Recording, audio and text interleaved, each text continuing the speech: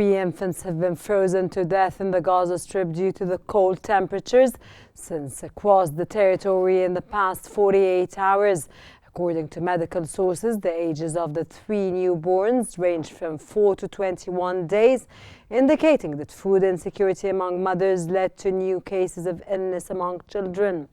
For the 447th consecutive day, occupation forces have launched hundreds of raids, artillery shelling, and committed crimes in various parts of the Gaza Strip.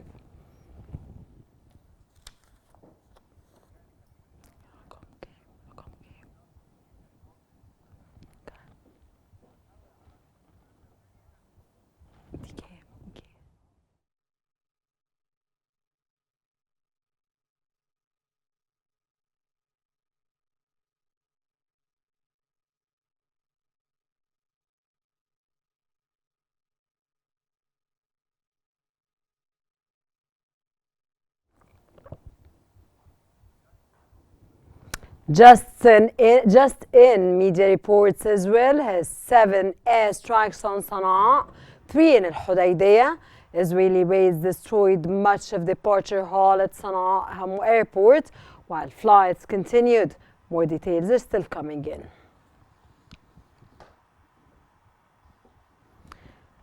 Director of Al Ahli Arab Hospital in Gaza has said that the hospital is experiencing a significant surge of wounded people due to the escalation in Gaza City and the northern governorates, especially in southern and northern Jabalia. He also said that most of the cases arriving at the hospital suffer from serious injuries, which increases the challenges in light of the severe shortage of basic medical supplies, such as the gauze and surgical sutures and some necessary medications. He pointed out that blood donation, despite the ongoing appeals, faces difficulties due to the spread of anemia and malnutrition among citizens.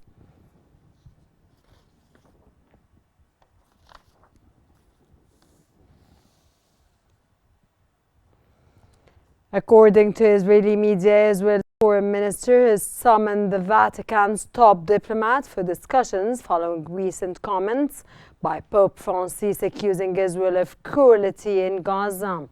The summons, which took place on Tuesday, was described as an expression of Israel's disappointment rather than a formal rebuke. Pope Francis has repeatedly criticized Israel, especially over the killing of Palestinian children.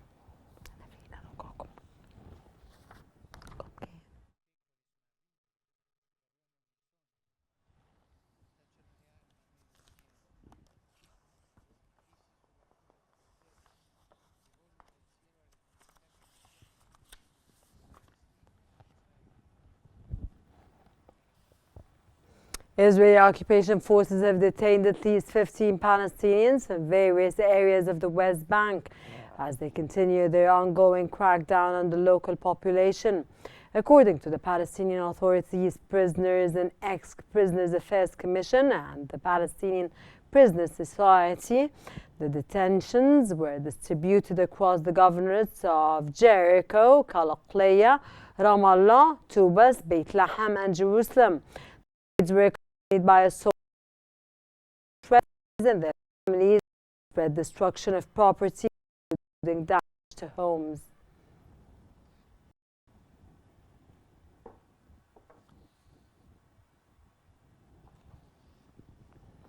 The Israeli Knesset has approved a draft granting the Director General of the Ministry of Education the authority to deny teaching licenses to holders of degrees from Palestinian academic institutions.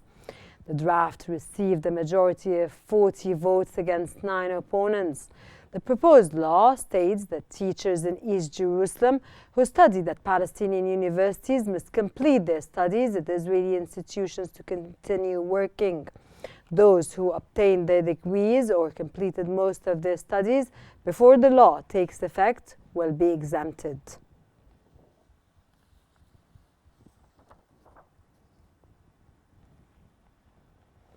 Yemeni's Houthis group has reported carrying out 2 drone operations targeting Israeli positions. In a televised statement, the group's military spokesman said the first operation targeted a sensitive and vital target in Tel Aviv.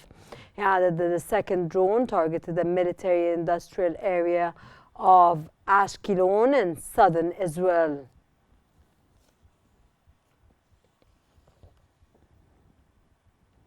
U.S. Secretary of State Antony Blinken has arrived in Turkey as President Joe Biden's outgoing administration pushes for an inclusive transition in neighboring Syria, following the overthrow of Bashar al-Assad. Before landing in Turkey, Blinken visited Jordan and met with King Abdullah. He is also expected to meet with President Erdogan of Turkey. Blinken is in the region to seek support and establish a unified approach for principles that Washington hopes will guide the political transition in Syria.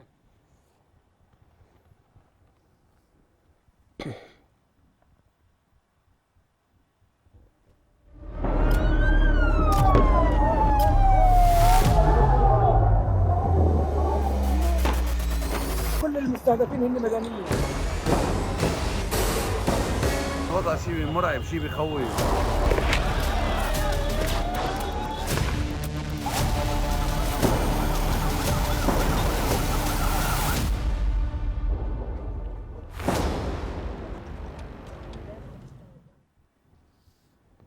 Israeli media says that the Israeli army will stay in Lebanon for longer than the agreed period of 60 days.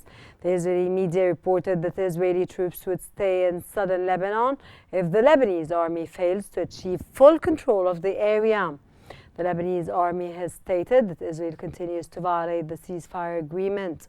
The Lebanese army said in a statement that the Israeli forces penetrated several points in the areas of Tara, Adshet al-Qasayr and Wadi al-Hajar in the south of the country.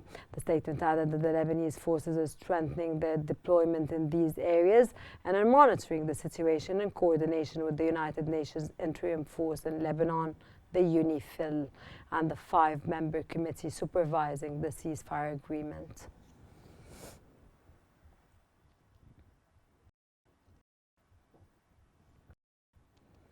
According to Lebanon's national news agency, the Israeli army has kidnapped one person during an incursion into the town of Tibin in southern Lebanon.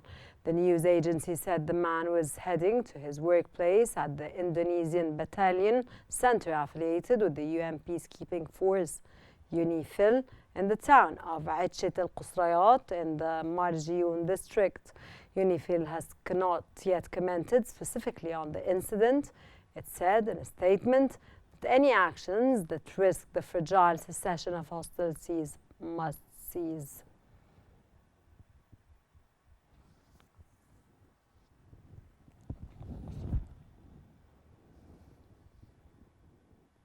The United Nations peacekeeping force in Lebanon, UNIFIL, has called for a timely Israeli withdrawal from southern Lebanon, citing what is described as Israeli violations of a 27 November ceasefire agreement with Hezbollah.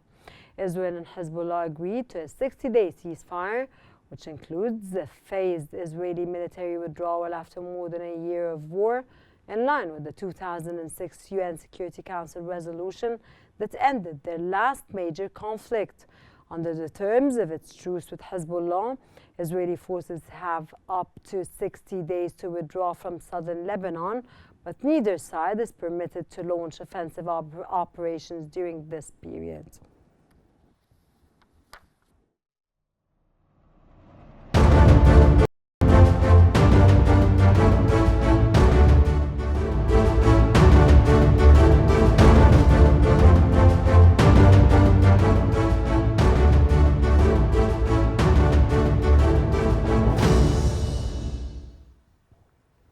Russian Minister Sergei has said the new ruler of Syria has called relations with Russia long-standing and strategic, and that Moscow shared this assessment.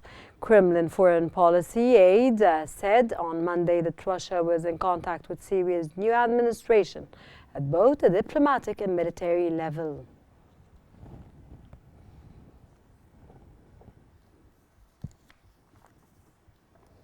Damascus residents have called for unity after unrest in Tartus and Homs and an attack on police officers which left multiple dead and injured.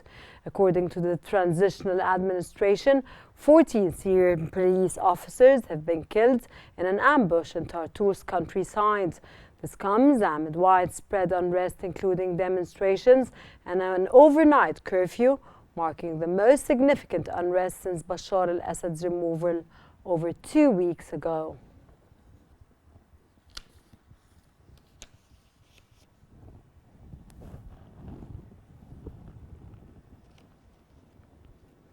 Syrian Christians have welcomed Christmas this year for the first time since the overthrow of President Bashar al-Assad in early December. Celebrations took place on Wednesday as people danced to live music. One attendee expressed optimism despite fears of not being accepted under the new regime.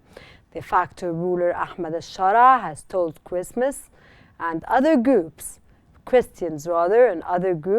that they will be safe in a Syria run by the HTS.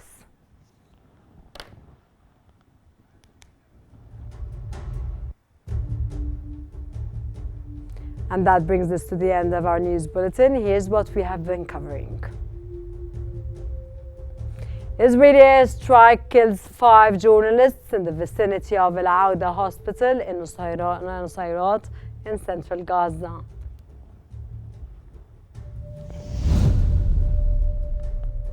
And Israel's National Security Minister Itamar Ben-Gvir forces his way into the Aqsa Mosque complex in occupied East Jerusalem.